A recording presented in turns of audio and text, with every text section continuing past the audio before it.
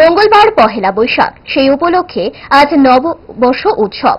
শুভ নববর্ষ উপলক্ষে রাজ্যের বিভিন্ন মন্দিরে হিন্দু ধর্মাবলম্বী ভক্তরা পুজো অর্চনায় মেতে ওঠেন। তারই অঙ্গস্বরূপ রাজ্যবাসীর মঙ্গল কামনা করে এবং সবাইকে নিয়ে ত্রিপুরাকে এগিয়ে নিয়ে যাওয়ার সংকল্প নিয়ে এদিন সহধর্মিণীকে নিয়ে মা ত্রিপুরেশ্বরী মন্দিরে পুজো দিলেন ত্রিপুরার মুখ্যমন্ত্রী ডক্টর মানিক সাহা। বর্ষ উপলক্ষে মাতার বাড়িতে কি বলবেন রাজ্যবাসী? পয়লা বৈশাখ এবং আজকে শুভ নববর্ষ আমরা সবাই জানি বাংলা ক্যালেন্ডার অনুযায়ী। এছাড়া জনজাতি যারা আছে তাদেরও কিন্তু বিভিন্ন নামে নববর্ষ আজকে।